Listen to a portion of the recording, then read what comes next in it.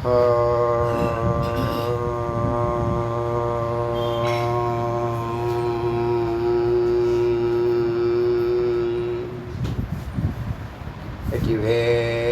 முருகனுக்கு ஏக குரு ஸ்ரீ ஸ்கந்த குருவே நமக. வந்தே குரு பரம்பரா. குரு பிரம்மா குரு விஷ்ணு குரு தேவோ மகேஸ்வரः குரு சாட்சாத் பரபிரம்மா தஸ்மை ஸ்ரீ குரவே நமः. குரவே சர்வலோகானாம் விசுஷே பவரோகிணாம் நிதயே சர்வவித்யானாம் ஸ்ரீகிருஷ்ணாமுகே நமः. ஓம் பூர்ணமதః பூர்ணமிதம் பூர்ணாத் பூர்ணமுதச்யதே பூர்ணஸ்ய பூர்ணமாதாய பூர்ணமேவாவசிஷ்யதே. ஓம் சாந்தி சாந்தி சாந்தி. இன்னைக்கு சாட்யாயனி உபநிஷத்தினுடைய 26வது மந்திரத்திலேருந்து சிந்திக்கலாம். 26வது மந்திரம் 24, 25 மந்திரத்தினுடைய தொடர்ச்சியாக இருக்கிறதுனால 24வது மந்திரத்தில் பிரம்மம் அஸ்தி, பிரம்மம் இருக்கிறதுங்கிற கருத்தை வலியுறுத்துது. பிரம்மம் இருக்கிறதுங்கிற நிலை மாறி அறிவு அனுபவம் மாறி அனுபவம் அனுபூதியாக மாறும்போது பிரம்மம் அஸ்மிங்கிற அத்வைதம் ஏற்படும். அத்வைத நிலையில் தான் பிரம்மம் அஸ்மிங்கிற நிலையை ஒருத்தவன் அறிய முடியும், புரிய முடியும், உணர முடியும், மற்றவங்களுக்கும் சொல்ல முடியும், உணர்த்த முடியும். அது வரைக்கும் அத்வைதம் யாருக்கும் புரியாது. உணர்வு நிலையில் இருக்கக்கூடிய விஷயத்த பிரம்மத்தையே இதுதான் பிரம்மம்னு காட்ட முடியாத நிலை இருக்கு. இதெல்லாம் இல்லையோ, எது எஞ்சிருக்கிறதோ, எதெல்லாம் இல்லையோ, நீ பார்க்குறது பேசுகிறது அறியறது அதெல்லாம் இல்லை. எது எஞ்சிருக்கிறது, இது எல்லாத்துக்கும் ஆதாரமாக ஒன்று இருக்கிறது. நீ கடைசியில் எல்லாத்தையும் நீக்கிட்டு நான் கிட்ட வருவேன். நான் இல்லைன்னு சொல்ல முடியாது. அந்த நான் தான் ஆத்மா. இப்போ நீங்கள் உங்கள் மேலே ஏற்றி வைக்கப்பட்டிருக்க 96 தத்துவங்களையும் நீக்குவீங்க. நான் உடம்பு இல்லை, ஸ்தூல உடம்பு இல்லை,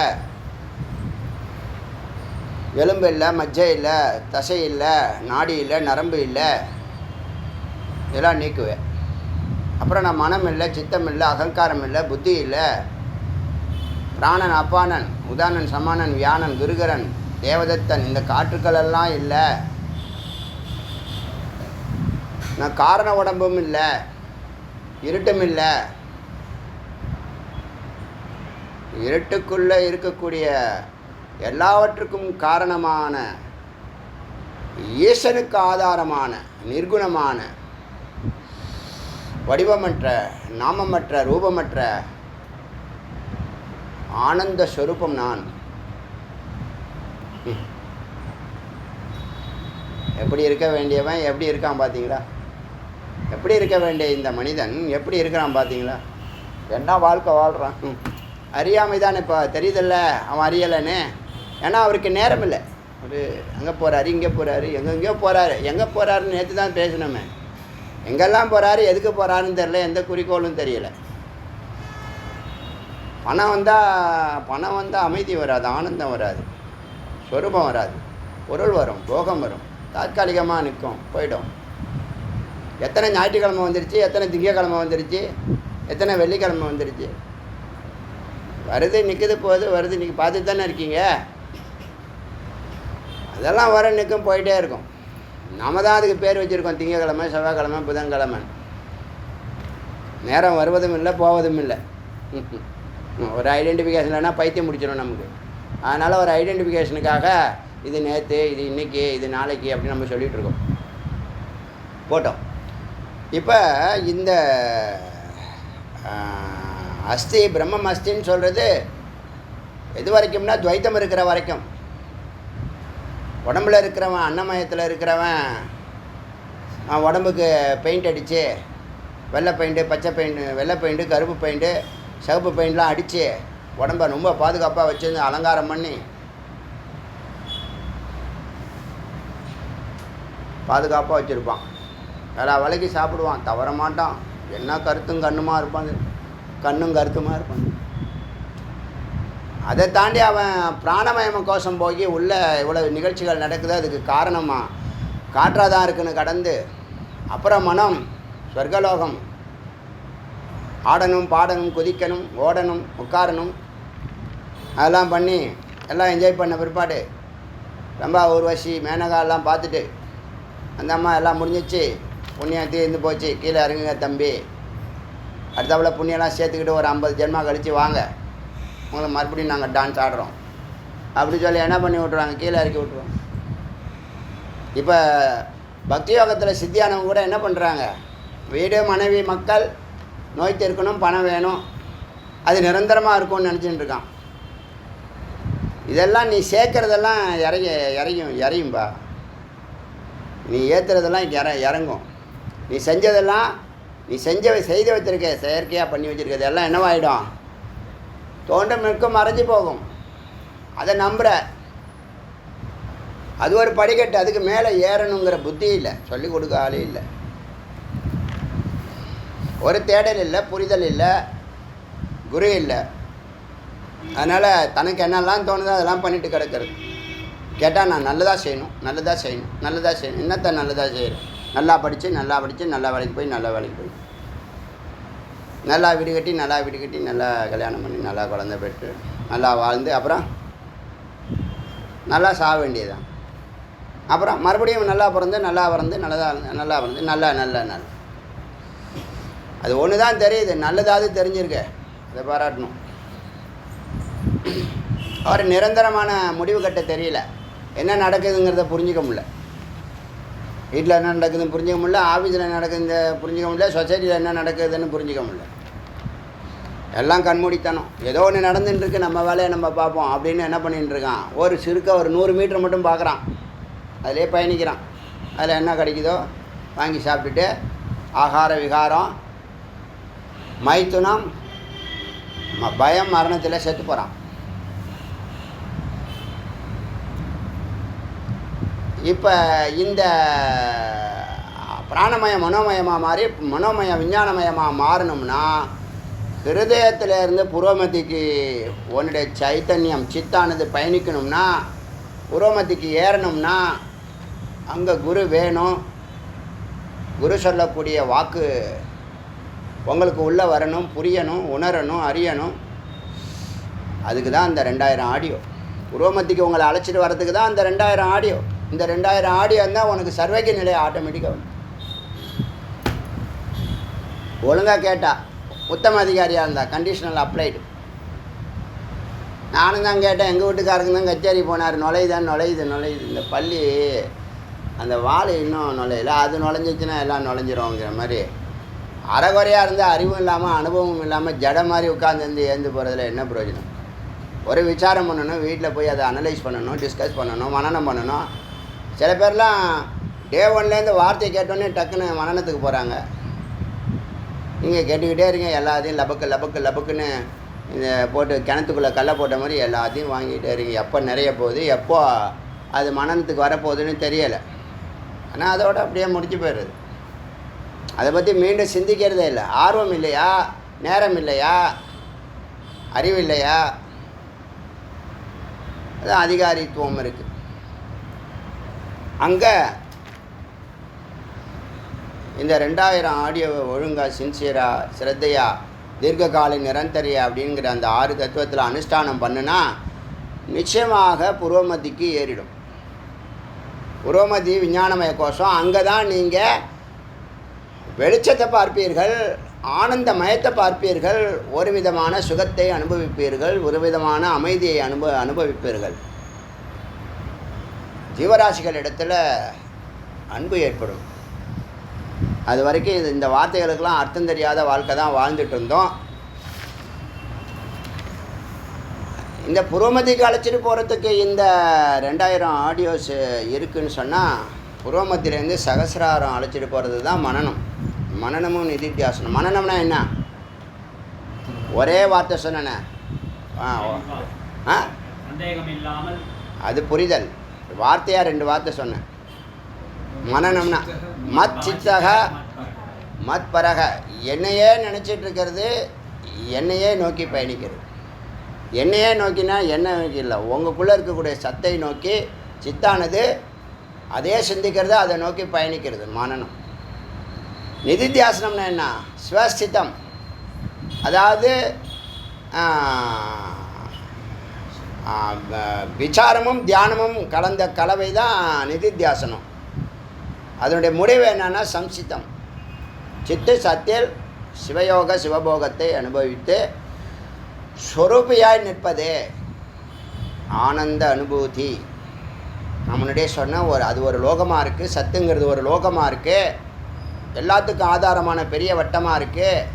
அந்த வட்டத்துக்குள்ள ஒரு இடத்துல அமைதி, ஒரு இடத்துல அன்பு, ஒரு இடத்துல ஆனந்தம். முதல்ல அன்பு, அதுக்கு மேலே அமைதி, அதுக்கு மேலே ஆனந்தமாக அந்த பிரம்மலோகம் சொல்லக்கூடிய பிரம்மஸ்வரூபம் சொல்லக்கூடிய சத்து இருக்கிறது. புரோமத்திலேருந்து விஞ்ஞானமயத்திலேருந்து ஆனந்தமயத்துக்கு. அதை பற்றி இப்போ இந்த மந்திரம் சொல்ல போகுது. இப்போ 24வது மந்திரத்தில் பிரம்மமஸ்மிங்கிறத உள்ளே போன பிற்பாடு தான் உணர முடியும், அதை நீ அறிவாய் அப்படின்னு ஒரு இன்ஸ்ட்ரக்ஷன் கொடுத்துட்டு 24வது மந்திரத்தில் 25வது மந்திரத்தில் ததேவ தீரோ விஞ்ஞாய பிரக்ஞாம் குருவீத்த பிராமணக, இந்த முமுட்சானவன் அதனை பற்றி நன்றாக அறிந்து பிரக்ஞா உறுதியோடு மிகுந்த தெளிவோடு நிற்றல், குருவீத நிலைத்து நிற்றல், அவன் தீரன், அவன் பிராமணன். அப்படி இருக்கும்போது பாக்கி வார்த்தைகள் படிக்கட்டுகளாக இத்தனை நாள் நீங்கள் எத்தனையோ வார்த்தைகள் உங்களுக்கு கேட்டாங்கல்ல, நீங்கள் இன்னும் ஃபுல்லாக கேட்கலை, ஏன்னா சிரவணமே இன்னும் பூர்த்தி ஆகலை. அப்புறம் மனநத்தில் கனெக்ஷன் ஆகணும். கனெக்ட் ஆன பிற்பாடு நிதித்தியாசனம் போய் உள்ளே நுழைஞ்ச பிற்பாடு அஸ்தி அஷ்மியாக மாறினதுக்கு அப்புறம் நீங்கள் எல்லா வேடையும் விடலாம். யாராவது ஏதாவது சொன்னாங்கன்னா சில பேர் சொல்லுவோம் சாஸ்திர குப்பையை கலராதே அப்படிலாம் ஐடியாலாம் சொல்லுவாங்க. பல பேர் எதெல்லாம் நெகட்டிவாக இவன் பிடிச்சி வச்சுக்குவான். அவங்க ஒரு உன்னத நிலைக்கு போயிட்டு அது அவசியம் இல்லைன்னா அவங்க அடுத்த நிலைக்கு போயிருப்பாங்க. இவன் கீழே இருந்துக்கிட்டு அதெல்லாம் அவசியம் இல்லைன்னு சொல்லிட்டாரு, ரமணரே சொல்லிட்டாரு, அவரு சொல்லிட்டாரு, இவரு சொல்லிட்டாரு, சங்கரரே சொல்லிட்டாருமா. இந்த பாட்டு படிக்கிறது பார்ஷியலி, பூரணமாக படிக்கிறது இல்லை. செய்யன்னு சொல்கிறத செய்ய மாட்டான், செய்யாதங்கிறத கரெக்டாக செய்வான். அதனால் அதுக்குள்ளே நான் போகல, அது அப்புறம் பேசிக்கலாம். ஆனால் விட வேண்டியதை ஒரு எல்லைக்கு அப்புறம் விடுவோம். அது தானாக போகணும். நீ விடணுங்கிறத தெரிஞ்சுக்கிறது அவசியம் இல்லை, அதுவே விட்டு போயிடும். அப்படின்னு 25வது மந்திரத்தில்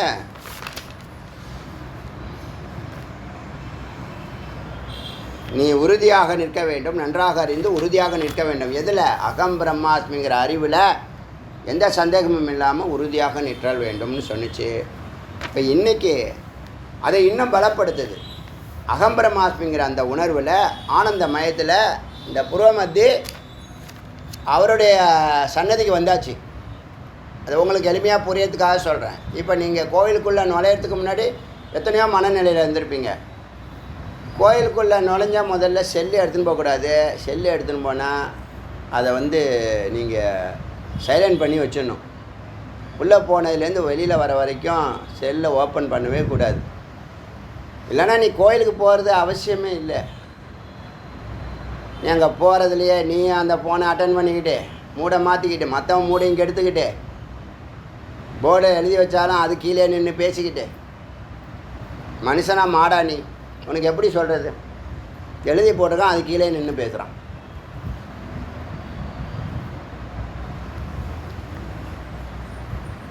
அப்படி இல்லாமல் சாதாரணமாக செல்லு இல்லாமல் உள்ளே போகிறவன் வெளியில் 1008 பிரச்சனைகள் குழப்பங்கள் சிந்தனைகளோடு உள்ளே நுழைஞ்சவன் ஒரு நிமிஷம் அப்படியே லயமாகும். இந்த சித்தானது சத்தை நோக்கி லயமாகி தன்னை மறந்து அந்த பிரம்மத்தை நோக்கி அது பயணிக்கிற நேரமும் ரொம்ப ரொம்ப கம்மி. ஒரு நாளைக்கு எத்தனை மணி நேரம்? 8 மணி நேரமாக கோயிலுக்குள்ளே இருக்கீங்க. அப்போ தன்னை மறந்து ஒவ்வொரு தெய்வமாக ஒவ்வொரு பரிவார தெய்வங்களெல்லாம் தரிசனம் பண்ணிக்கிட்டு அப்படியே மேலே ஏறி மூலவர் தரிசனம் பண்ணி ஒரு அனுபவம், ஒரு திருப்தி, ஒரு அமைதியை பிரசாதமாக வாங்கிக்கிட்டு கீழே இறங்கி கொஞ்சம் நேரம் அமைதியாக ஒரு இடத்துல உக்காந்துட்டு எதையும் சிந்திக்காமல் ஒரு அமைதியை அனுபவிக்கிற ஒரு நிலையை தாண்டி அதுக்கப்புறம் வெளியில் வந்ததுக்கப்புறம் வண்டி எடுக்கும்போது உங்களுக்கு பல சிந்தனைகள் வந்து உங்களை பிடிக்கும். அதுதான் யதார்த்தம், அப்படி தான் இருக்கணும். ஆனால் நீங்கள் என்ன பண்ணுறீங்க, உள்ளேயும் சம்சாரமாக்கிடுறீங்க. உள்ளேயும் என்னது, உங்களுடைய எல்லா பிரச்சனையும் எடுத்துன்னு மட்டும் கத்துறான். ஃபோனே அவன் பேச தேவையில்லை, ஃபோனை ஆஃப் பண்ணிட்டு இங்கேருந்தே கத்தலாம். அவன் யார்கிட்டயோ பேசுகிறான், எல்லா பிரச்சனையும் கோயிலை வச்சு தான் பேசுவான் போல. முட்டா பைய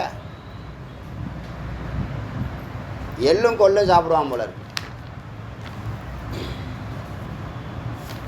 போய் ஒரு ஆள் சொல்லணும்னு வச்சுங்களேன், செல்லை ஆஃப் பண்ண மாட்டான், கொஞ்சம் நகர்ந்து நின்று பேசுவார்.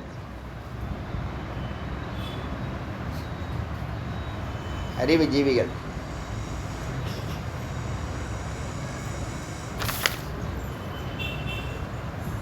என்னாச்சுன்னா இன்னும் உறுதிப்படுத்துது. புருவமத்திக்கு போகிற அந்த நிலை இருக்கு இல்லையா, புருவமத்தியிலேருந்து சகசிராரத்துக்கு ஹிருதயத்திலேருந்து புருவமத்திக்கு வர்றதுக்கு இந்த குருவனுடைய ஆடியோ சிரவணம் பண்ணுறீங்க. புருவமத்தியிலேருந்து சகசிராரத்துக்கு மனனம்ங்கிற கருத்தில் கேட்ட ஆடியோவையும் உங்கள் உயிரை தொட்ட வார்த்தையும் தொடர்ந்து திரும்ப திரும்ப நினைக்க உங்களுக்குள்ள அது ரசாயன மாற்றத்தை ஏற்படுத்தி அதோட ஓங்காரம் ஜபிக்க அது பூரணமாக சகசிராரம் ஏறும். சித்தானது சகசிராரம் ஏறும். புரோமதிக்கு வந்தோடனே வெளிச்சத்தை பார்ப்பீங்கன்னு சொன்னேன்னா அமைதியும் ஓரளவுக்கு கிடைக்கும், சுகமும் ஓரளவுக்கு கிடைக்கும். அது ஒரு இதமாக இருக்கும் உங்களுக்கு, அங்கேயே இருக்க தோணும். அது அவருடைய சாநித்தியம். அதுக்கு தான் இந்த உதாரணம் சொன்னேன். வெளியில் இருக்கிறப்பையும் சன்னதிக்குள்ளே இருக்கிற மாதிரி இருக்கும் அந்த புரோமதி. அதுலேருந்து அவர் வசம் வாழ்க்கை. புரோமத்தியில் இருந்தால் அவர் வசம் வாழ்க்கை. இன்னும் தொடர தொடர தொடர கேட்க கேட்க கேட்க சிரவணம் பண்ண பண்ண மனனம் பண்ண பண்ண நிதித்தியாசனம் பண்ண பண்ண பண்ண அப்புறம் உள்ளே இருக்கக்கூடிய கர்ப்பகிரக விக்கிரகத்தை சுற்றுற மாதிரி ஃபீல் ஆகும். ஆனந்தம் அதிகரிக்கும், அமைதி அதிகரிக்கும், அன்பு அதிகரித்த நிலையாக இருக்கும். நான் நீங்கள் சொன்னல, எதை நீ கான்சன்ட்ரேட் பண்ண, அன்பை கான்சன்ட்ரேட் பண்ணால் அன்பு வெளிப்படும். அறிவு வேணும்னா அறிவு வெளிப்படும். நீ எதை கேட்குறியோ அது கொடுக்கப்படுகிறது. சத்து தான் வேணும்னா ஆனந்தம் வெளிப்படும். ஆனால் இதெல்லாம் கிராஸ் பண்ணாமல் டைரெக்டாக ஆனந்தம் போக முடியாது. அதுதான் படிக்கட்டு வச்சுருக்காங்க. ஞானத்தில் படிக்கட்டு இருக்குது, லாஜிக் இருக்குது, யுக்தின்னு சொல்லுவாங்க வேதத்தில். அதுக்கு முன்னாடி இப்போ நான் சொல்கிறது ஸ்ட்ராட்டஜி. வாட் டு டூ அப்படிங்கிறத சொல்கிறேன். ஹவு டு டூன்னு சொல்கிறது தான் யுக்தி. எப்படி செய்யணுங்கிறது தான் யுக்தி. அதில் தொடர்ந்து பயணிக்க பயணிக்க பயணிக்க அந்த மேக்னெட்டிக்கினுடைய வசத்தில் நாம் வந்துட்டதுனால, இந்த சித்தானது அது வசப்பட்டதுனால கீழே இறங்கிறதுக்கு விருப்பப்படாது.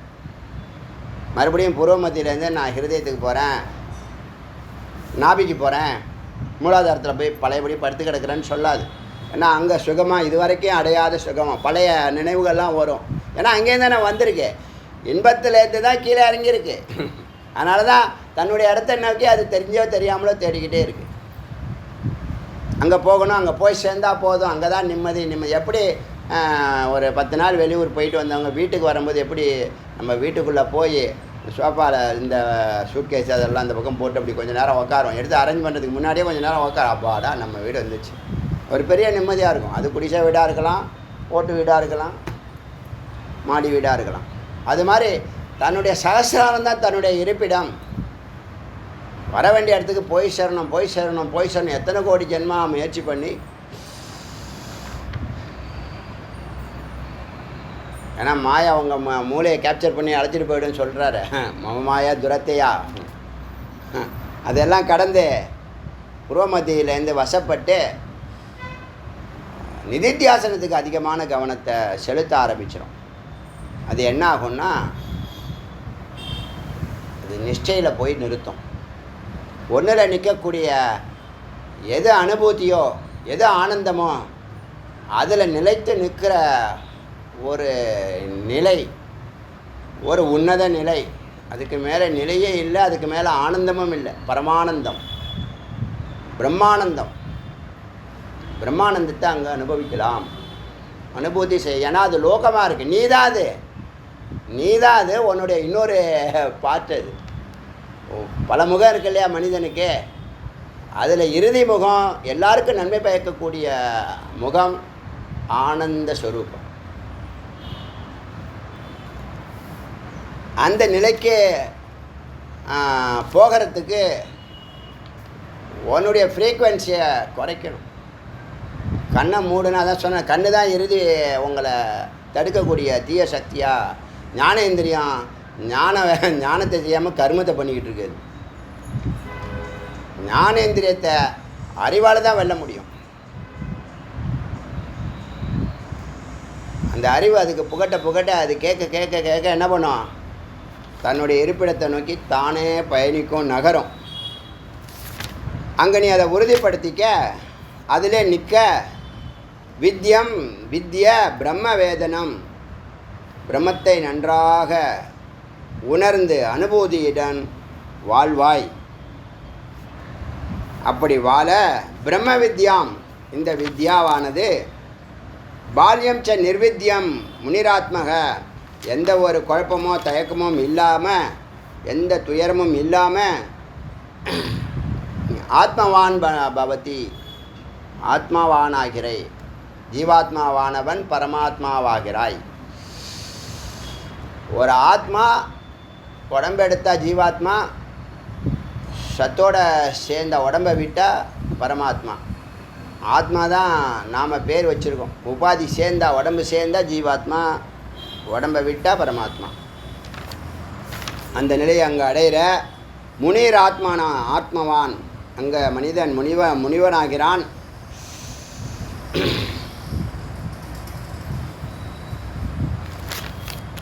யதா சர்வே பிரமுச்சந்தே காமம், அங்கே நீ இனிமேல் அடையிறதுக்கு அது வேணும் இது வேணும் அப்படி ஆகணும் இப்படி ஆகணும் அந்த எண்ணெல்லாம் போயிடும். அதெல்லாம் ஆனால் என்ன இன்பம் கிடைக்குமோ அந்த ஆனந்தம் கிடைச்சிக்கிட்டு இருக்கு. அதனால் வேறு ஒரு ஆனந்தம் உனக்கு அவசியம் இல்லைன்னு ஆகிடும். புரியுதா? இப்போ நீங்கள் கேட்குறதெல்லாம் நீங்கள் எது கேட்டாலும் அல்பந்தான். மூளையாக அல்ப மேதஸ்ன்னு சொல்லிட்டார். நம்மளுடைய அறிவு நிலை விஸ்தாரம் அடையாத வரைக்கும் நம்ம அல்பமாக தான் சிந்திப்போம், செயல்படுவோம். அவரே சொல்கிறார், பரம்பொருளே சொல்கிறார், என்னை எவன் அறியிறான்? மாயா என்ன நல்லா மூடி வச்சுருக்கு, அதை தாண்டி அவன் என்ன அறிய போகிறான்? நானும் எல்லாருக்கும் பிரகாசம் பண்ணுறதில்ல. சிலருக்கு தான் பிரகாசத்தை கொடுக்குறேன், சிலருக்கு தான் நான் என்னை காமிக்கிறேன். அது வரைக்கும் அல்பமான சுகத்தை அல்பமான வரத்தை கேட்டுட்டு இருந்தவன் அதுக்கு மேலான ஆனந்த அனுபூதி அனுபவிக்கும் போது இனிமேல் கேட்குறதுக்கு ஒன்றும் இல்லைங்கிற ஒரு உணர்வு நிலை வந்துடும். அமைதி பெறுவாய், பூரணமாகிறாய். இது வரைக்கும் அதெல்லாம் இல்லை. அந்த ஆனந்தம் கிடைக்காததுனால பசி அடங்கிடுச்சுன்னா சாப்பாடு கேட்க மாட்டோமே.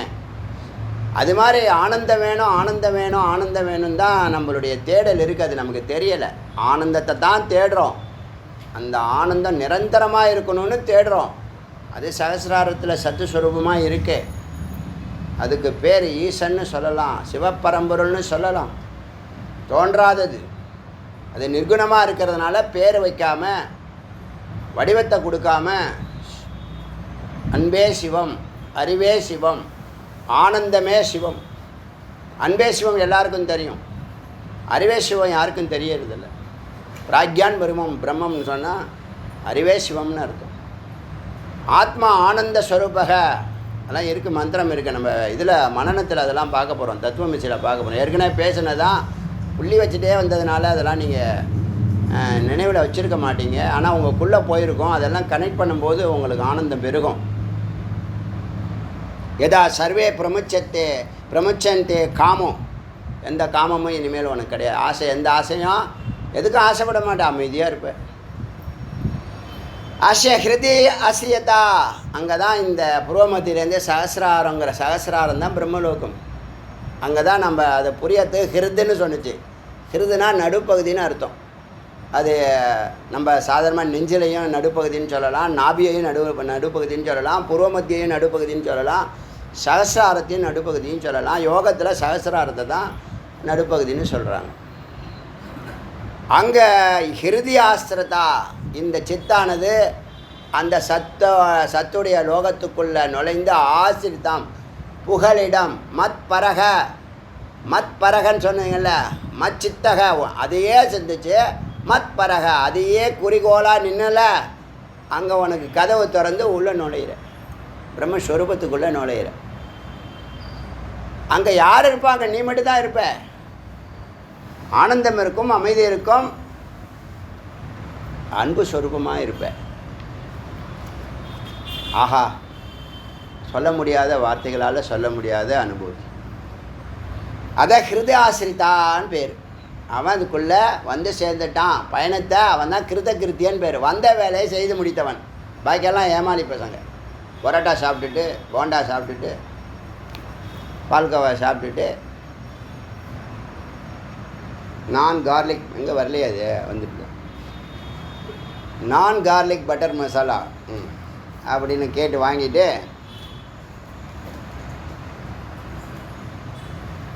அங்கே மேலே ஏறாமல் ஏமாந்து போன ஏமாந்த சோனகிரி.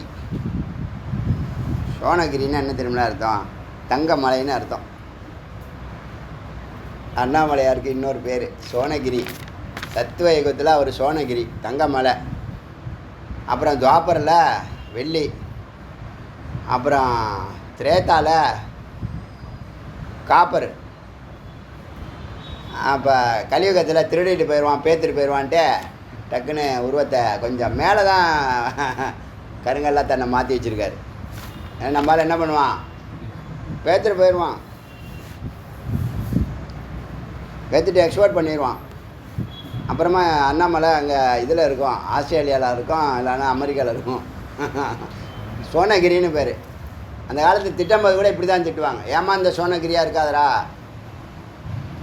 அது மாதிரி ஏமாறாமல் ஹிருதயாசிரிதாக அஸ்ய ஹிருதயாசிரிதாக அத்த மத்தியோ அமிர்தோ பவத்து. இவ்வளோ நாள் வரைக்கும் நீ பிறந்து செத்து விளையாடலான்னு சொன்னால, இவ்வளோ நாள் பிறந்து தோண்டி ஆகாரம் விகாரம் பண்ணி செத்து போனல, இனிமேல் உனக்கு மரணம் இல்லை. ஏன்னா நீ பிறக்கவே அவசியம் இல்லை. ஆனந்த ஸ்வரூபத்தில் பிரம்மலோகத்தில் ஸ்வரூபமாக இருக்க போகிற. இது யார் பிரம்மலோகம்? நீ தான் பிரம்மலோகம். நீ தான் இருக்கிற. உன் மேலே எல்லாம் கட்டமைக்கப்பட்டிருக்கு. எய்த்தாப்பில் இருக்கிறான்னா அவனும் ஒன்றை மாதிரி தான். அவனும் அதே வட்டத்தில் ஒரு அணுவாக இருக்கான். வடிவமும் இல்லை பேரும் இல்லைன்னா அப்போ எப்படி இருக்குன்னு அர்த்தம்? வெட்ட வெளியாக இருக்குது. புரியுதா? அதுக்குள்ளே காட்ஸ் பார்ட்டிக்கலாக நாமெல்லாம் சித்துக்களா அணுக்களா எப்படி வேணாலும் சொல்லணும், புரியறதுக்காக சொல்கிறேன். இப்போ நீ இது நாள் வரைக்கும் அசத்தோமா சத்கமய, தமசோமா ஜோதிர்கமய, மிருத்யுமா அமிர்தம் கமய, அந்த 3வது லயன் மர்த்தியலோகம். இது மர்த்தியலோகம். புண்ணியசீன மர்த்தியலோகம்னு சொன்னேன். புண்ணியம் மேலே ஏறி அந்த டான்ஸ்லாம் பார்த்துட்டு மறுபடியும் கீழே இறக்கி விட்ருவாங்கன்னு சொன்னேன்ல, அது மாதிரி தான் தொடர்ந்து நடந்துக்கிட்டே இருக்கு. இவர் பிறந்தவொடனே அங்கே இருந்த மாதிரியே நினச்சிக்கிட்டு அதே சுகத்தில் இருக்கணும்னு முயற்சி பண்ணுறாரு. பார்த்தா ரொம்ப தூரத்தில் இருக்கிற மாதிரி ஆயிடுச்சு. இப்போ மரணத்திலேருந்து அமிர்தம், மரணமற்ற நிலைக்கு போகிற, இருட்டிலேருந்து வெளிச்சத்துக்கு வந்துட்டேன். இதெல்லாம் குரு வந்தால் உடலில் செய்ய வேண்டிய வேலை. இந்த 3 வேலையை செய்வாங்க. அசத்தோமா பொய்யிலேருந்து முதல்ல மெய்யை கொண்டு வருவாங்க, இருட்டிலேருந்து வெளிச்சத்துக்கு கொண்டு வருவாங்க, முடிவை மரணத்திலேருந்து மரணமற்ற நிலைக்கு கொண்டு போவோம். மனிதன் மரணத்துக்குரியவன் தானே, மனித பிறவின்னு சொல்கிறேன். ஆத்மாவுக்கு மரணம் இல்லை, உடம்புக்கு மரணம் இருக்குது. வந்து போகிறது உடம்பு தானே. சித்தம் சூக்ஷ்ம உடம்பு வந்து போகுது. அதனால் இங்கே மர்த்தியோ அமிர்தோ பவதி. இது நாள் வரைக்கும் மரணத்தில் இருந்தவன் இறுதி ஆசிரித்தா பிரம்மலோகத்துக்குள்ளே பிரம்மஸ்வரூபத்துக்குள்ளே நுழைஞ்ச பிற்பாடு அவனே ஸ்வரூபமாக இருக்கிறான். அவனே தன்னை எல்லா இடமும் பார்க்குறான். அவன் தான் இருக்கிறான், வேறு யாரும் இல்லை. பிரம்ம சமஸ்ருதே, பிரம்மமாகிறான், பிரம்மத்தை அடைகிறான்.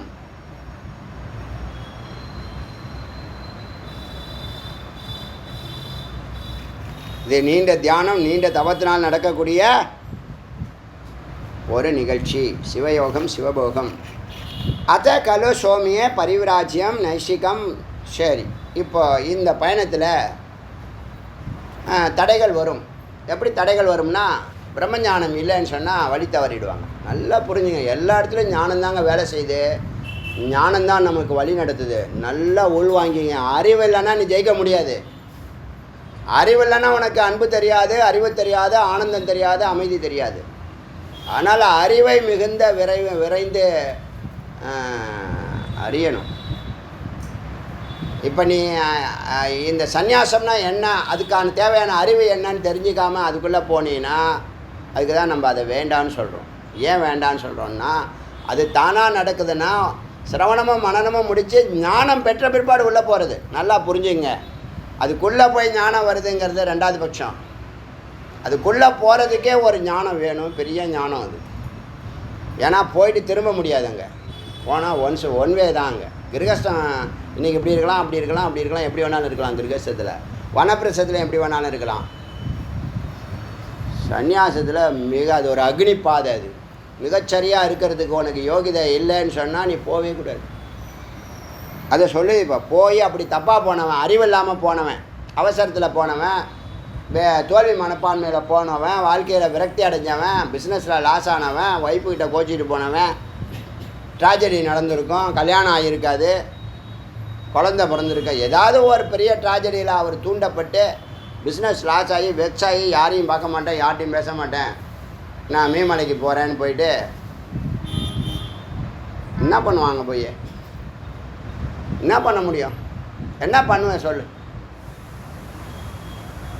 போனோடனே அப்படியே 24 மணி நேரம் பரமேஸ்வரன் உட்காந்துருவியா யோகத்தில்? 10 நிமிஷத்தில் பசி வந்துடும் உனக்கு. அப்புறம் ஹோட்டல் தேடி போக வேண்டியதுதான். ஹோட்டலில் போய் இட்லி தோசைலாம் கிடையாது. அங்கே சப்பாத்தி குருமா தான். பணம் கேட்பான். பணம் வேணுமில்ல, நான் வேலை செய்கிறேன்பான். அப்புறமா அங்கே சம்சாரம் ஆகி ஒரு வீடு, ஒரு குடிசையை வாங்கிடுவான். ரகம் மாறி போய்டும். புரியுது? அங்கே போய் சிரவணமான நிதித்தியாசனம் போனோடனே குரு கதவை திறந்து, வாப்ப தம்பி சங்கரர் மாதிரி உனக்காக தான் வெயிட் பண்ணிட்டு இருந்தேன், ஏன் இவ்வளோ லேட்டு என்ன பார்க்க? ஆதார் கார்டு எடுத்து வந்தியா? அப்படி அங்கே ரெடியாக இருக்காங்களா? அறியாமையில் எல்லாம் பண்ணுறீங்க. அப்படி படம் தான் என்ன நடக்கும்னு கேட்டால், பரிவிராஜ்யம் நைசிக்கம் ஆத்ம தர்மம் யா விஜாகத்தி, ஆத்ம தர்மத்தை சந்நியாசத்தை எடுத்துட்டு விட்டான்னா, வீராகா வீரனை வதம் செய்த, ஒரு சோல்ஜரை வதம் செய்த பாவம், பிரம்மகா பிராமணனை வதம் செய்த, நல்லவர்களை சான்றோர்களை வதம் செய்த பாவம், ப்ரூணகா சிசுவை வதம் செய்த, குழந்தைய கலைக்கிறாங்களே அதெல்லாம் மகா பாவம். குழந்தைய கலைக்கிறது, தள்ளி போடுறது, உங்கள் அறிவு புத்தி, உங்கள் குறுக்கு புத்தி, உங்கள் கேடுகட்ட புத்தி, அதனால தான் உங்களுக்கு அதெல்லாம் பண்ணுது. குழந்தைய கொடுக்காம வச்சு செய்யும். ஒரு ஜென்மா போடும், அதுக்குன்னே ஒரு ஜென்மா போடும், கவலைப்படாதீங்க. அப்புறமா 5 வருஷம் கழிச்சு நான் குழந்தை பெற்று எடுத்துக்கிறேன். இவர் நிர்ணயம் பண்ணுறாராம். சயின்ஸில் அப்படி சொல்லியிருக்கான். அதெல்லாம் ஏமாந்து போகிறாங்க நிறைய பேர். அதுக்கப்புறமா பிறக்கிறது இல்லை. அப்புறமா நவகிரகத்தை சுற்றுறான். நான் எவ்வளோ பேர் பார்க்குறேன் தெரியுமா? வந்து பிரார்த்தனை பண்ணுவாங்க. கொஞ்ச நாளில் உடனே இவங்க நினச்ச உடனே நடக்காது. பிராரப்தம் ஒன்று இருக்கா? தொடர்ந்து பயணம் செய்யுங்க, கைவிட மாட்டார். சோதிப்பார், கைவிட மாட்டார். பரம்பரை சோதிப்பாங்க, கைவிட மாட்டாங்க. நம்பிக்கையோடு தொடர்ந்துங்க பயணம். வேறு என்ன பண்ண போகிறீங்க? வேறு என்ன பண்ண முடியும் உன்னால்? இல்லை இந்த டாக்டர்கிட்ட போய் நான் ட்ரீட்மெண்ட்டு போனேன். சரி போப்பா. போய்ட்டு ஒரு 3 மாதம் 6 மாதம் இந்த பக்கமே திரும்புறது இல்லை, கோயில் பக்கமே திரும்புறது. இப்போ 7வது மாதம் ஜி அங்கே சரியில்லை ஜி. நான் வாழ்நாள் ஃபுல்லாக தான தர்மம் பண்ண மாட்டான். ஒரு ஹார்ட் அட்டாக் வந்தால் என் சொத்தெல்லாம் எழுதி கொடுக்குறேன், எப்படியா என் உயிரை காப்பாற்றுங்க அப்படின்னு சொல்லி, அது 1 கோடி ரூபா 10 கோடியாக இருந்தாலும் கட்டணு கட்டிவிட்டு 1 வருஷம் கேரண்டியில் வரான்ல வெளியில். அது மாதிரி கேஸு. அப்புறம் எங்கே வர நீ? எங்கே வர? ரெண்டும் செய்யணும், ஈக்குவலாக செய். அறிவு வேண்டான்னு சொல்லலை, சயின்ஸ் வேண்டான்னு சொல்லலை, ரெண்டும் செய்யணும். 6 மாதம் இந்த பக்கம் எட்டியே பார்க்குறதில்ல. அவனுக்கு குழந்தை பிறந்தாலும் எட்டி பார்க்குறது, இப்போ எட்டி பார்க்குறதில்ல. அங்கே டாக்டர்கிட்ட போகாமலே இங்கேயே குழந்தை சங்கல்பத்தில் முடிஞ்சிச்சுன்னா கூட எட்டி பார்க்குறதில்ல, சொல்கிறது கூட கிடையாது. சொன்னால் கௌரவம் குறைஞ்சிரும், ப்ரெஸ்டீஜ் தான்.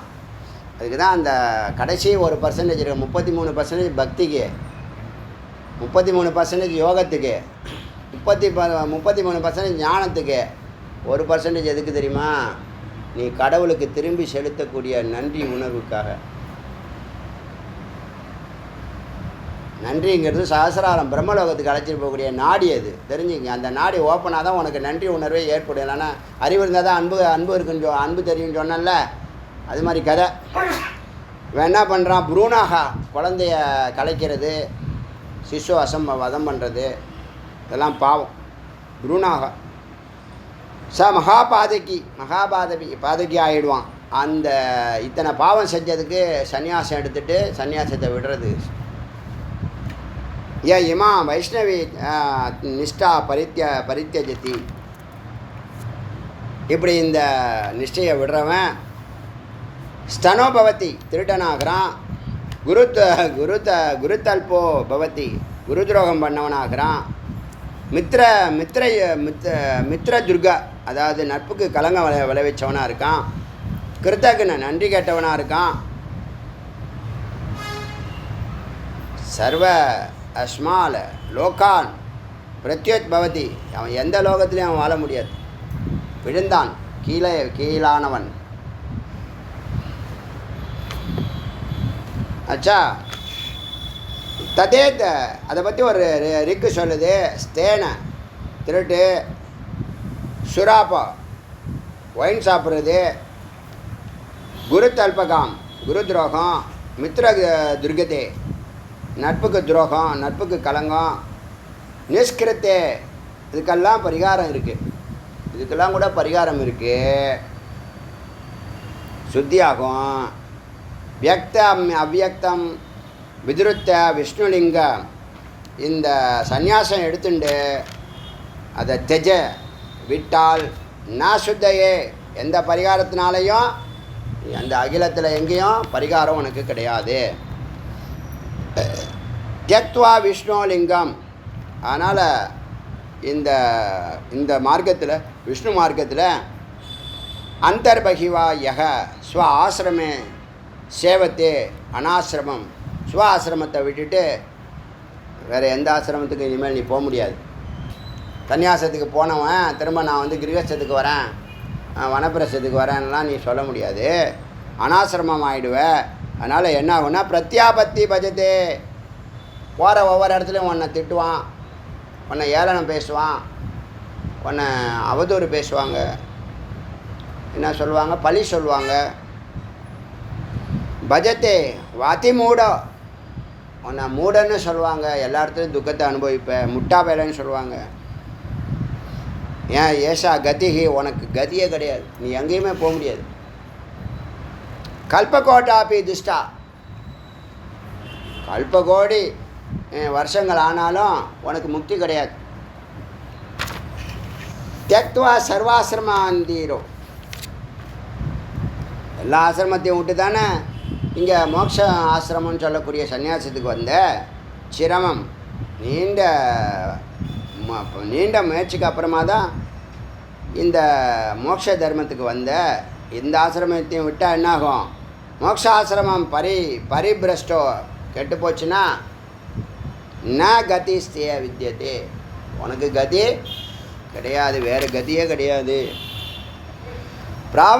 பரிவிராஜ்ய கிரகீத்வாத யக ஸ்வதர்மே ந திஷ்டதி. சந்நியாசம் ஏற்ற பிறகு தன்னுடைய தர்மத்தை விட்டால் தம் ஆரூடச்சுதம் வித்யாதித்தி வேத அனுசாசனம். அதாவது சிகரத்துக்கு ஏறி கீழே விழுந்த மாதிரி, ஒரு படிக்கட்டில் 4 படி ஏறி கீழே விழுந்தாலும் பொழைச்சிக்குவேன். கை கால் அடிபடும், ஏதோ ரத்தம் வரும், ஏதோ உடஞ்சி கட்டு போட்டுக்கலாம். நீ சந்நியாசங்கிற ஆசிரமத்தை எடுத்துட்டு அதில் சரியாக பயணிக்கலைன்னா மேலே ஏறி கீழே விழுந்த மாதிரி அர்த்தம், பொழைக்க முடியாது. இந்த சமுதாயம் ஒன்றை உற்று நோக்கம். புரியுதா? அவ்வளோது அக்னி அது. அந்த ஏன்னா சாமி கும்பிட்றேன்னா என்ன பண்ணுறீங்க? காவி வஸ்திரத்தை வாங்கிட்டு வந்துடுறீங்க கடையில் போய். காவி கட்டவே கூடாது. காவி குரு கொடுக்கணும். அது யாருக்குன்னா சன்னியாசிகளுக்கு மட்டும்தான் அந்த காவி. பாக்கி யாரும் காவியே கட்டாதீங்க. வீட்டில் கட்டினாலும் சரி, வீட்டில் இருக்கிறவங்க கூட கட்டாதீங்க. அது அக்னி. அது ரொம்ப புனிதமானது, மிகச்சரியாக இருக்கும். பாக்கி எந்த கலர் வேணாலும் கட்டிங்க. ஒவ்வொரு கடவுளுக்கு ஒவ்வொரு கலர் வச்சுருக்கீங்க. காவி மட்டும் பயன்படுத்தக்கூடாது. அதனால் வேத அனுசாசனம் இதுதான் வேதத்தினுடைய கட்டளை. சுவதர்மத்தை விடக்கூடாது. மேலேறி விடுவது மரணத்திற்கு சமம். அதிபாதாலும் அத்த கலோ சோமியே சனாத்தனம் ஆத்ம தர்மம். அதனால் யார் எந்த தர்மத்தில் இருக்கீங்களோ, எந்த ஆசிரமத்தில் இருக்கீங்களோ, படிக்கும்போது பிரம்மச்சரியம் கரெக்டாக இருக்கணும், கிரகஸ்தம் கரெக்டாக இருக்கணும், வனப்பிரஸ்தம் கரெக்டாக, அந்தந்த தர்மத்தில் அந்தந்த ஆசிரமத்தை அந்தந்த தர்மத்தை கரெக்டாக கடைபிடிக்கணும். அது சனாதனம், நிரந்தரமானது. வைஷ்ணவம் நிஷ்டா லப்தா தஸ்மான் தூஷயன் வர்த்ததே ச வசி பவதி. அப்படி நின்றவன் வைஷ்ணவ ஆச்சாரத்தில் இந்த உபதேசங்கள்லாம் பெற்று அறிந்து நின்றவன் புகழுடன் வாழ்கிறான். ச வசி பவதி, அவன் எல்லாரையும் வசீகரிக்கிறான். ச புண்ணிய ஸ்லோகா பவதி, ஒரு அரிய மாடலாகிறான். அவனை பற்றி ஸ்லோகங்கள்லாம் எழுதுவார்கள், புகழ் பெறுவான். ச லோகஞ, லோகத்தை அறிவான், மக்களை அறிவான். ச வேதாந்தஞோ, அவன் பிரம்மத்தை அறிகிறான். ச பிரம்மஞோ, பிரம்ம வேதாந்தி, ச பிரம்மஞ எல்லாம் ஒன்று தான். ச சர்வஜ பவதி, சர்வஜனாகிறான். ச ஸ்வராடு பவதி, ஸ்வராடு சுயாட்சி பண்ணுறான். தான் தொண்டித்தனம் இல்லை, ஞானத்தினுடைய ஆதாரத்தில் முடிவெடுத்தால் அது சுயராஜ்யம்னு பேர், ஸ்வராடுன்னு பேர். அறிவே இல்லை, நீ வருஷத்துக்கு பண்ணுற, ஒன்றுமே தெரியல, என்ன தோணுச்சு பண்ணிட்டேன் அப்படின்னு சொன்னீங்கன்னா அது அதோடைய முடிவு எப்படி வேணாலும் இருக்கும்ல. அது மாதிரி இல்லாமல் இந்த அறிவெல்லாம் இருந்து ஸ்வராடு பவதி, ஸ்வராடு சுயராஜ்யத்தை பண்ணுறான். ச பரபிரம்மம் பகவான் ஆப்னோத்தி, அவன் இறுதியில் பகவனை ஆப்னோத்தி அடைகிறான். ச பித்ருன் சம்பந்தினோ பந்தனான், அவன் அப்பா சம்பந்தப்பட்ட உறவினர்கள், பந்துக்கள், அப்புறம் மனைவி சம்பந்தப்பட்ட உறவு முறைகளில் வரக்கூடிய பந்தங்கள், சுகிருதோ நல்லவர்கள், மித்ராணி நண்பர்களை எல்லாரையும் பவாத்துத்தரயதி, இந்த பவத்திலிருந்து தூக்கி விடுகிறான், உயர்த்தி விடுகிறான். முக்தி பார்த்தீங்களா? அவன் முக்தி பெறுவதோடு தன்னுடைய பந்துக்களையும் அவனால் உத்தாரம் செய்ய முடியும். தத்ருச்சாபியுக்தம் சதம் குலானா பிரதம பபூவ, உனக்கு முன்னாடி இவன் பிறந்திருக்கான், இப்போ ஞானி ஆகிட்டான், சிரவணமன நிதித்தியாசனமாகி ஞானிங்கிற அங்கீகாரத்தை குரு வாயால் கேட்டுட்டான், அவன் பூர்த்தி ஆகிட்டான், அனுபூதி ஏற்பட்டுடுச்சு. அந்த நிலையில் அவன் 100 தலைமுறை சதம் குலானா, உனக்கு முன்னாடி போனவங்க யாராவது எந்தாவது லோகத்தில் லாக்காகி கிடக்கிறான்னா அவனுக்கெல்லாம் விடுதலை. தத்தா பராணோஷ திரிசதம், உனக்கு பின்னாடி வரக்கூடிய 300 பரம்பரை. முதல்ல 21 பரம்பரை சொன்னாங்க, அப்புறம் 100 சொன்னாங்க, இப்போ 300 சொல்கிறாங்க. உங்கள் ஏன் ஜீன்ஸ் வேறு ஜீன், அந்த டிஎன்ஏ சொல்கிறேன் இல்லையா, அதை மாற்றி விட்டு போயிடுறீங்க நீங்கள். ஆச்சரியமாக இருக்கா இல்லையா? இதெல்லாம் ஜட்ஜ்மெண்ட்டு. அவங்க எழுதியிருக்கே இதெல்லாம் நாங்கள் எழுதி வச்சுருக்கோம், அதுபடி நடந்துக்கப்பான்னு இங்கே சொல்லுது, உங்களுக்கு விவரத்தை எடுத்து சொல்லுது. தயா பராணோ திரிசதம், பின்னாடி வரக்கூடிய சமக்கிரம் 300 திரிசதம். அதே பவந்தி சக்ருத்தஸ்ய லோகே, இப்படி அவன் இந்த உலகை தன்னுடைய சத்காரியங்களால், அவங்களாம் இருந்தாலே போதும், ஞானிகள் இருந்தாலே போதுங்க, ப்ரெசன்ஸ் இருந்தாலே போதும், ஒன்றும் செய்ய வேண்டாம். அவங்க ப்ரெசன்ஸ் இருந்தாலே எல்லாம் அது சரியாக நடக்கும். இதை பற்றிலாம் நீங்கள் பக்தி யோகத்தில் நிறைய சொல்லப்பட்டிருக்கு. ஸ்ரீமத் பாகவதத்தில் ஞானிகளுடைய பார்வை, மூச்சு காற்று, சாநித்தியம், கோடான கோடி நன்மைகளை சொல்லுது. ஐசே ஏத்தே பவந்தி சுகிருத்தஷ்ய, இவன் தன்னுடைய வாழ்க்கையில் வந்த வேலையை செய்ததுனால, ஜீவன் முக்தனான ஆனதுனால, ஞானி ஆனதுனால, லோகே ஏஷம் குலே சந்யஸ் இக வித்வான், இங்கே இந்த உலகத்திலேயே அவன் எல்லாரையும் உயர்த்துகிறான். திரிஷத் அபராம் திரிசதம் பராம் திரிசத்தம் பரதக,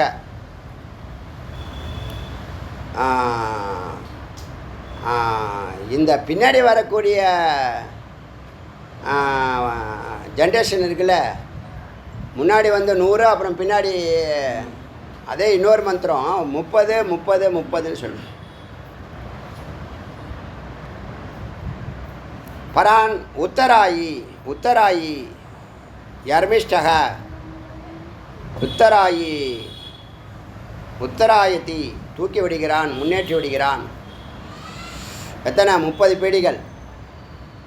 முந்தைய 30, இப்போ 30, பாஸ்ட்டு, ப்ரெசண்ட்டு, ஃப்யூச்சர். பரதக அங்களையெல்லாம் தூக்கி விடுறான். பரிவிராடயத்தி வைஸ்ருதி அப்படின்னு பரிவிராஜ இந்த சந்நியாசியை பற்றி வேதம் சொல்கிறது. சந்நியாசமிதி யோ பிரயாத் கண்டஸ்த பிரணவனபி தாரிதாக பிதரஸ்தேன இது வேத அனுசாசனம். சந்நியஸ்தமிதி, இப்படி மரணப்படுக்கையில் இருக்கும்போது என் மானசீகமாக நான் வந்து சந்நியாசம் எடுத்துக்கிட்டேன் அப்படின்னு அவன் ஏதோ புலம்புற மாதிரி பேசுகிறான்னு வச்சுங்களேன். ஒரு சீன் சொல்லுது. அது மரணப்படுக்கையில் இருக்கிறவன் நான் சந்நியாசம் எடுத்துட்டேன் அப்படின்னு சொல்கிறான்னா, அது என்னன்னு கேட்டால், மரணப்படுக்கையில் அப்படி அவன் சொல்கிறான்னா, புலம்புறான்னா, தாரித்தாக பித்திரஸ்தேன இதி, இவனுக்கு முன்னாடி இருக்கக்கூடிய போய் லாக்காகி கிடக்கிறவங்களுக்கெல்லாம் உத்தாரணம் பண்ணியிருக்கான் இவன் அப்படின்னு அர்த்தமாகும் அப்படின்னு எடுத்துங்க என்று வேத அனுசாசனம் வேதம் சொல்கிறது. அத்த கலு சுவாமிய சனாதனம் ஆத்ம தர்மம் வைஷ்ணவி நிஷ்டாம் ந சமாப்பியம் பிரபூயாத். அதனால் ஏ சிஷ்யா, இந்த தர்மமானது, இந்த மார்க்கமானது சனாதனம், இந்த தர்மத்தை, ஆத்ம தர்மத்தை வைஷ்ணவ இந்த முறையில் நிஷ்டா நிற்காமல் இருந்தால், யாருக்கும் உபதேசிக்காத நீ நின்றால், நீ சந்நியாசம் இருந்து வாழ்ந்தால், நீ மற்றவங்களுக்கு ப்ரூயாத் சொல்லலாம். நீ சந்நியாசம் எடுக்காமல் உபதேசம் செய்யக்கூடாது. நான் அனுச்சானாம் நானாத்ம விதே, அனுஷ்டானம் இல்லாதவன், ஆத்மா பற்றி அறிவே இல்லாதவன், நான் வீத்தராகு துறவு மனப்பான்மை இல்லாதவன், நான் சுத்தம் இல்லாதவன், மனச்சுத்தம் இல்லாதவன், நான் உபசனைய ஒன்றுகிட்ட வந்து கேட்காதவன், அருகில் வராதவன், அனசாய பற்று இல்லாதவன். பற்று இல்லாமல் இருக்கணும். பற்றாக இருக்கிறான்னா விட்டுட்டு, பற்று இல்லாதவன், பற்று இருக்கிறவனாக இருந்தால் விட்டுடணும். ஷியாமகு, அவனுக்கெல்லாம் இதை உபதேசிக்கக்கூடாது. அதில் முக்கியமாக எத்திஸ்ட்னு சொல்லுவாங்க இல்லையா, எத்திஸ்டாக இருக்கிறாங்க, கடவுள் இல்லைன்னு சொல்கிறாங்க இல்லையா, அவங்க எப்படி சொல்கிறாங்கன்னு தெரியல, எனக்கு ஆச்சரியமாக இருக்குது. உங்களுக்கு உயிர் இருக்கான்னு கேளுங்க. உங்களுக்கு கடவுள் இருக்கா காட்டேன் அப்படிங்கிறான்னு சொல்லுங்க வச்சுங்களேன். கடவுள் இருக்கா காட்டுன்னு சொல்கிறா அப்படி தான் கேட்குறாங்க பொதுவாக. நான் கேள்விப்பட்டேன் சின்ன வயசில். கடவுள் இருக்கார காட்டுன்னு சொன்னால், உனக்கு உயிர் இருக்கான்னு முதல் கேள்வி கேளுங்க. உயிர் இல்லைன்னு சொல்லுவாங்களா? உயிர் இல்லை எனக்கு அப்படி சொல்லுவாங்களா? உயிர் இருக்குதுன்னு சொன்னால் காட்டு சொல்லுங்க, முடிஞ்சு போச்சு பதில். அத்வைதி இதெல்லாம் அனாவசியம் சொல்கிறேன், சும்மா உங்கள் ஃப்ரெண்ட்ஸ்குள்ளே கேட்குறான்னு வச்சுங்களேன். ஆர்கியூமெண்ட்டாக விதாண்டாவாதமாக இல்லை, ஒரு காமெடியாக சொல்கிறான்னு வச்சுங்களேன். நிறைய பேர் இருக்கான், வெக்ஸ் ஆகிட்டான்னு வச்சுக்கலாம், கேட்டது கிடைக்கலன்னு வச்சுங்களேன், உடனே சாமி நேராக சாமிகிட்ட தான் போகும். ஏன்னா அவர் தான் இதுக்கெல்லாம் காரணம், அது தெரியுது. அவர் தான் இதுக்கெல்லாம் காரணம்னு அது தெரியுது. அது அதுக்கு அவர் அந்த முடிவுக்கு போனதுக்கு நாம் தான் காரணங்கிறது நமக்கு தெரிய மாட்டேங்குது. நமக்கு அறிவு இல்லைங்கிறது நமக்கு தெரியுமா? இவ்வளோ நாள் எப்படி இருந்தோம், அறிவு இல்லாமலே அறிவு இருக்கிற மாதிரி எவ்வளோ ட்ராமா போட்டோம், எப்படிலாம் நடித்தோம். மாணிக்கவாசர் அவ்வளோ பக்தி உள்ளவர், எனக்கு பக்தி இல்லை, பக்தி உள்ள மாதிரி நடிச்சுட்டு இருக்கவங்ககிட்ட அப்படிங்கிறாரு.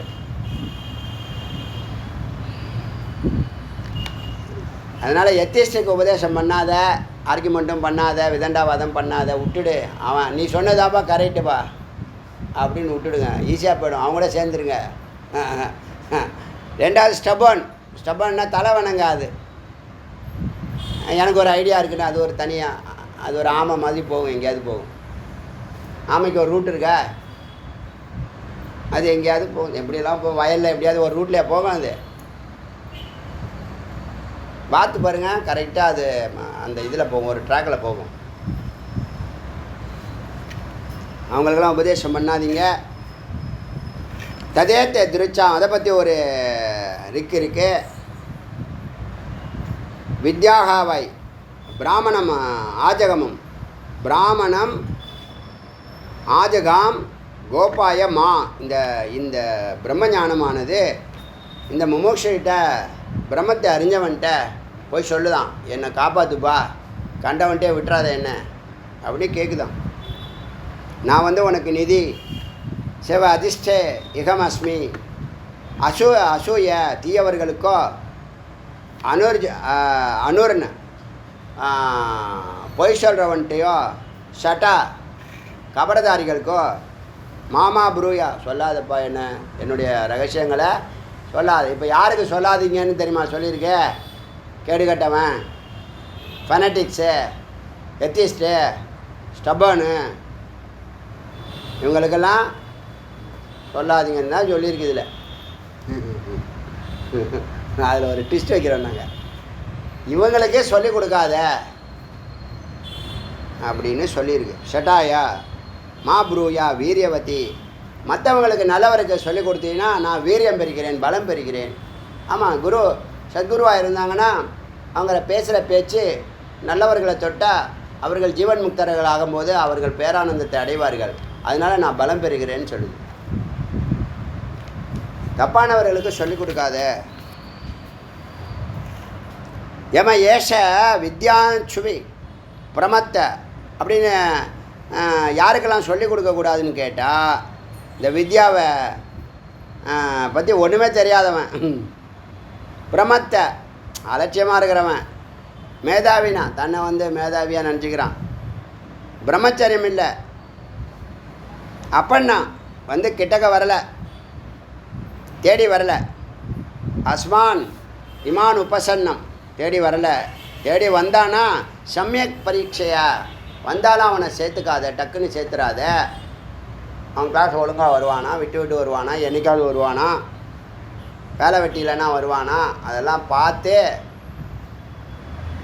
சமயக் பரீட்சைய நன்றாக பரீட்சித்து ததாய வைஷ்ணவா ஆத்மனிஷ்டாம் அப்படி கொடுத்தால் இந்த நிலையில் இந்த மார்க்கத்தில் அவன் நிற்பான். அத்தியாபிதா ஏ குரு நாத்திரியாந்தி, அது கட்டுப்பாடு இல்லாதவன், அவனுக்கெல்லாம் இதெல்லாம் கொடுக்காது, உபதேசத்தை கொடுக்காது. வாச்சா மனசா கர்மனா, ஒரு நேர்மையார் இல்லை அவனுக்கும் கொடுக்காது. எத்தேவண்ணா தேனா குரு போஜனீய. அப்புறம் குருவாக இருக்கும்போது உன்னை சாப்பிட சில பேர் பிக்ஷான்னு சொல்லுவாங்க, பிக்ஷா வந்தனம்னு சொல்லுவாங்க. வந்தனம் பண்ணி கூப்பிடுவாங்க, நீங்கள் எங்கள் வீட்டில் ஒரு வேளை சாப்பிட்டீங்கன்னா எங்கள் குலம் தலைக்கும்.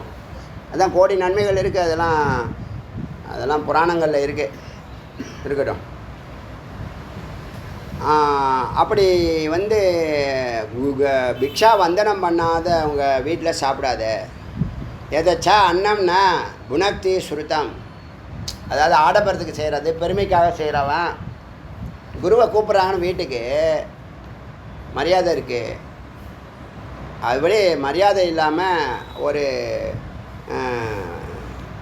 ஆடம்பரத்துக்காக படோடபத்துக்காக மனசா வாச்சா கர்மனா ஒரு நேர்கோட்டில் இல்லாதவன், அது சிஷ்யனாக இருந்தால் அவனுக்கு சொல்லிக் கொடுக்காத.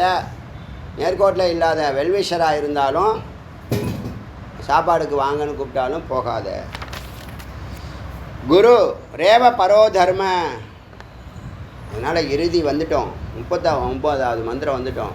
கடைசி வார்த்தையாக உனக்கு நான் சொல்கிறேன், கேட்டுக்கோ. குரு ரேவ பரோ தர்ம. குருதான் உனக்கு தர்மம், குருதான் உனக்கு வேதம். குருரேவ பராகதிகி.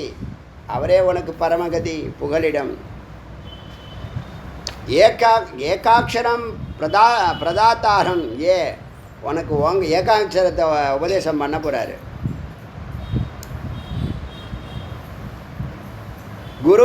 குருநாபி நந்ததி. குருவை தரிசித்தவன்,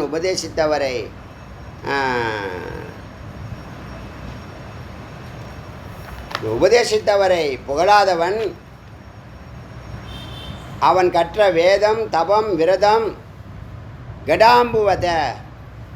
அதாவது இந்த ஏகாட்சரத்தை உபதேசம் பண்ணின அந்த குருவுக்கு நன்றியோடு இருக்கணும். அவர் தான் பரமகதி, அவர் தான் பர தர்மமாக நீ வாழ்க்கை நடத்தணும். அப்படி இல்லாமல் கற்றுக்கிட்டோம், நம்ம வேலையை காட்டுவோம் அப்படின்னு பண்ணினா அதுக்கு பதில் என்ன சொல்லுதுன்னா, அது ஒரு சுடப்படாத பானையில் ஊற்றி வைத்த தண்ணீர் போல். அந்த தண்ணீரும் அழிஞ்சு போகும், அந்த பானையும் அழிஞ்சு போகும். சுடப்படாத பானை, மண்பானை காஞ்சிருக்கும், தண்ணி ஊற்றலாம், ஒரு 10 செகண்ட் 20 செகண்ட் 30 செகண்ட் வரைக்கும் தாக்கு பிடிக்கும். அப்புறம் அந்த நீரும் கீழே போயிடும், பானையும் உடஞ்சி போய்டும்னு அந்த சிஷ்யன், இந்த ஒழுங்கற்ற சிஷ்யர்கள் இருப்பாங்க சில பேர், ரொம்ப ரேராக இருப்பாங்க. அப்படி இருக்கிறது என்னை பொறுத்தவரை 1% இருக்கலாம். அது மாதிரி யாரும் இருக்க மாட்டாங்க. ஏன்னா ஹிருதயம்னு ஒரு உயிர் இருக்குல்ல, அது உள்வாங்கிற கருத்து அது சொரூபத்துக்கு போயிடுது. அது எப்படி தவறுகள் செய்யும்? அது சொரூபத்துக்கு போகாதவன் தவறு செய்யலாம், அவனை நம்ம மன்னிப்போம், மறப்போம். ஆச்சா, ஈரப்பானை போல் நீர் விலகி ஓடும். அவன் கற்ற கல்வி உபயோகம் இல்லாமல் போயிடுது. நன்றி உணர்வை கொஞ்சம் சொல்லுது அது அந்த மந்திரம். 40வது மந்திரம். யஸ்ய தேவ பராபக்தி யதார்த்த. யஸ்ய தேவ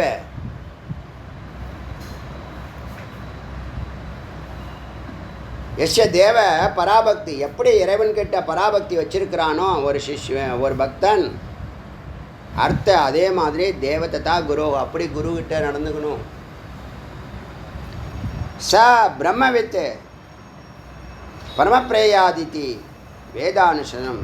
அவன் பிரம்மவித்தாகி பிரம்மத்தை அடை பரமமாகிறான், பிரம்மமாகிறான் என்று வேத அனுசாசனம். வேதம் அனுசாசனம் கட்டளையிடுகிறது. சாசனம் அனுசாசனம். அனுசாசனா டிசிப்ளின் அப்படின்னு சொல்லி குரு, சிஷ்யன், அப்புறம் சன்னியாசி, அப்புறம் அவனுக்கு சப்போர்ட் பண்ணுறவங்க, அவர் வாழக்கூடிய வாழ்க்கை முறை எல்லாத்தையும் இந்த மந்திரம் வைணவ மெத்தடாலஜியில் சொல்லப்பட்டிருக்கு. இதோட 40 மந்திரம் முடியறது.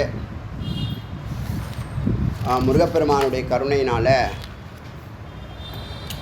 இந்த ஞானமகா யஜ்யத்தில், யஜ்யோத்தம யஜ்யத்தில், அதில் அருமையான வார்த்தைங்க இது. வேறு எதுக்கும் இப்படி சொல்லலை. இருக்கக்கூடிய யோகங்கள்லேயே யோகங்களை யாகமாக சொன்னால் யாகங்களுக்கெல்லாம் உத்தமம், உத்தமங்களுக்கெல்லாம் உத்தமமானது ஞான யோகம். ஏன்னா எக்யூப்மெண்ட்ஸ் எதுவும் இல்லை, வெறும் காது திறந்தால் போதும். சிரவண மனன நிதித்தியாசனத்தில் உன்னை சொரூபத்துக்கு அழைச்சிட்டு போகுதுன்னு காதை ஏன் திறக்க மாட்டேன்னு இருக்க அப்படின்னுங்கிறத வலியுறுத்தி இவ்வளவு மந்திரங்களை எழுதியிருக்காங்க. நல்ல சத்குருக்கள் பேசுகிறாங்க. எடுத்து நல்ல முமுட்சு சிரவணம் பண்ணினீங்கன்னா, ஸ்ரத்தையோடு சிரவணம் பண்ணினீங்கன்னா, பக்தியும் யோகமும் ஞானமும் தான் நம்மளை வாழ்க்கையை உயர்த்துவது. பக்தியும் யோகமும் ஞானமும் சொன்னால் அதே தான் அறிவு, அன்பு, அமைதி, ஆனந்தம். அது வேணும்னா இது இது இருக்கணும். இதுவும் பக்தியும் யோகமும் ஞானமும் நம்ம வாழ்க்கையில் பிரிக்க முடியாதது. பக்தி யோகத்தில் இருக்கிறோம், பக்தி தான் பெருசுன்னு சொல்லக்கூடாது, பக்தியும் பெருசுன்னு சொல்லணும். ராஜயோகத்தில் இருக்கிற ராஜயோகம் தான் பெருசு, பாக்கியெல்லாம் அப்படின்னு அறியாமையில் குருமார்களே அப்படி இருக்காங்க. ராஜயோகமும் மேலானது. அப்புறம் ஞானயோகம் தான் பெருசு, அது எல்லாரும் ஒத்துக்கிட்ட விஷயம். இருந்தாலும் நம்ம மேலான யோகத்துக்கு வந்துட்டோம், அதனால் பாக்கியெல்லாம் நமக்கு கீழே தான் அப்படின்னு நினைக்கக்கூடாது. எல்லாம் ஒன்றுக்கு ஒன்று ஒவ்வொரு இடத்த பூர்த்தி செய்கிறது. பூரணம் தான் நம்மளுடைய முடிவு. ஒன்று ஒவ்வொரு படிக்கட்டு. ஒரு 33 படிக்கட்டு, ஒன்று 66 படிக்கட்டு, ஒன்று 99 படிக்கட்டு. ஒன்றை முதல்ல பண்ணணும், ரெண்டாவது பண்ணணும், மூணாவது இறுதியாக பண்ணணும். இது இல்லாமல் அது இல்லை, அது இல்லாமல் இது இல்லை. அப்படி இந்த 94வது உபநிஷத்தை இந்த தமிழர்களுக்கு சமர்ப்பிக்கிறோம். 2500 வருடங்கள் வஞ்சிக்கப்பட்ட இந்த தமிழ் சமுதாயத்துக்கு இந்த பிரம்மஞானங்கிற ஒரு சூக்ஷ்ம அமிர்தம் எனக்கு சொல்கிறதுக்கு யோகிதை இருக்குது. ஏன்னா 11,000 மந்திரத்தையும் நல்லா படிச்சுட்டு சொல்கிறேன். நீங்கள் படிச்சுட்டு கேட்டுட்டு இது வேணும் வேண்டாம் முடிவெடுத்துங்க. இது படிக்காமலே கேட்காமலே வேண்டான்னு சொல்லாதீங்க. அறியாமை மேலே மேலே அறியாமையில் தவறு பண்ணிக்கிட்டே இருக்கணும். தமிழும் சமஸ்கிருதமும் 2 கண்ணாக எடுத்துங்க. பிராமண விரோதம் பண்ணாதீங்க. பிராமின் நான் பிராமின் 2 கண்ணு, சிவா விஷ்ணு 2 கண்ணு, ஆண் பெண்ணு 2 கண்ணு. அப்படி போங்க. அதுதான் உத்தமம், அதுதான் உண்மை. யதார்த்தம் தான் வெல்லும். சத்தியமேவ ஜெயத்தே. நீங்கள் சும்மா கொள்கையில் நின்றுக்கிட்டு நான் இந்த ட்ராக்கில் வந்திருக்கேன், இந்த இதை குடும்பத்தில் பிறந்துட்டேன், இந்த மார்க்கத்தில் பிறந்துட்டேன், அதனால் நான் கடைசி வரைக்கும் இப்படி தான் இருப்பேன்னு சொல்லாதீங்க. அறியாமை. கொள்கையை விட சத்தியம் மேலானது. சத்தியத்தை அறிங்க. நம்ம படிக்கட்டில் பயணிச்சுக்கிட்டே இருக்கோம். இறுதி படிக்கட்டுன்னு ஒன்று இருக்குது. அதுதான் நிர்குணமான பரபிரம்மம். அங்கேருந்து சொல்லுங்கள் உண்மையாக. அங்கே போய் அதை அறிஞ்சிட்டு அதுக்கான முயற்சியெல்லாம் பண்ணிவிட்டு அங்கே இருக்கா இல்லையானா அப்புறம் சொல்லுங்கள். ஆரம்பத்திலே அது இல்லை அப்படின்னா என்ன அர்த்தம்? அது மாதிரி கண்மூடித்தனமாக இருக்க வேண்டாம். அறிவும் ஆற்றலும் மிக்க இந்த தமிழ் இனம் அதோடு இந்த பிரம்மஞானம் சேர்ந்தால் இரையாட்சி செய்யும். இந்த தமிழகம் பஞ்சமா பாதகங்கள் நீங்கி அன்பு, அறிவு, அமைதி, ஆனந்தம் நிறைந்து நிற்கும். சந்தேகம் இல்லை. இதெல்லாம் அடியன் கடந்து வந்த பாதை, உணர்ந்த பாதை, பல நேரம் வருத்தப்பட்ட பாதை. நம்மளுடைய வருத்தம், அடியனுடைய வருத்தம் தொடர்ந்துக்கிட்டு தான் இருக்குது. இது பூரணமாக பரவி நிற்கணும். இந்த தமிழர்களெல்லாம் ஒரு புள்ளியில் நிற்கணும். முருகபக்தர்கள் எல்லாம் ஒரு புள்ளியில் ஒன்று கூடணும். பக்தர்கள் எல்லாரும் ஒரு புள்ளியில் ஒன்று கூடணும். தமிழர்கள் எல்லாம் ஒரு புள்ளியில் ஒன்று கூடணும். மொத்த இந்த ஹிந்துக்கள் எல்லாம் ஒரு புள்ளியில் ஒன்று கூடணும். இந்த உலக மக்களே ஒரு புள்ளியில் ஒன்று கூடணும். துவைத்தம் வேண்டாம், சண்டை சச்சரவு வேண்டாம். அப்படிங்கிற உயர்ந்த குறிக்கோளோட இந்த மொத்த உபநிஷத்தையும் தமிழ் செய்துக்கிட்டே வரோம். இன்றோட 94வது உபநிஷத்து. இதெல்லாம் ஒரு சிரவணத்துக்கான பேச்சு, மனனத்துக்கான பேச்சு இன்னும் ஆழமாக இருக்கும். இப்போ இருக்கிற வார்த்தைகளை அப்படியே தமிழ் பண்ணியிருக்கேன், சில இடத்துல விசாரம் பண்ணியிருக்கேன். அதெல்லாம் இன்ட்ரோ தான். மனனத்தில் இதெல்லாம் இன்ட்ரோவாக இருக்கிறது, புள்ளி புள்ளிகளாக வைக்கப்பட்டது. மனனத்தில் எல்லாத்தையும் கனெக்ட் பண்ணிட்டா ஒரு ஷேப் கிடைக்கும். அப்போ இன்னும் எளிமையாக இருக்கும்.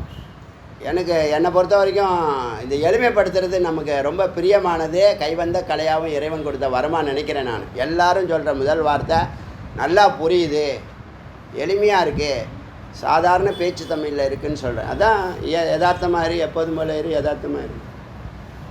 அந்த முறையில் இதை சொல்லி இந்த 94வது உபநிஷத்து பல கருத்துக்களை விசாரம் செய்து நம்ம வாழ்க்கையில் மேன்மைப்படுத்தியிருக்கு. இதெல்லாம் நீங்கள் மனனம் பண்ணி நிதித்தியாசனம் பண்ணும்போது முக்தி நிச்சயம். இனிமேல் உங்களுக்கு ப்ளஸ்ஸு மேலே ப்ளஸ்ஸு தான். இந்த அறிவு, அன்பு, அமைதி, ஆனந்தம் கூடிக்கிட்டே இருக்குமே தவிர குறையிறதுக்கு வாய்ப்பே இல்லை. ஏன்னா இது நாளுமே வளரக்கூடியது. நீ எடுத்து கொடுக்க கொடுக்க கொடுக்க உனக்கு வளர்ந்துக்கிட்டே இருக்கும், அக்ஷய பாத்திரம் மாதிரி. அப்படிங்கிறத சொல்லி முருகப்பெருமானுக்கு அனந்த கோடி நன்றி நமஸ்காரங்களை செய்து பூர்த்தி செய்கிறோம். அருணாச்சல சிவ அருணாச்சல சிவ அருணாச்சல சிவ அருணாச்சல அருணாச்சல சிவ அருணாச்சல சிவ அருணாச்சல சிவ அருணாச்சல அருணாச்சல சிவ அருணாச்சல சிவ அருணாச்சல சிவ அருணாச்சலா வெற்றிவேல் முருகனுக்கு உருவாய் அருவாய் உலகாய் இலகாய் மறுவாய் மலராய் மணியாய் ஒளியாய் கருவாய் உயிராய் கதியாய் விதியாய் உருவாய்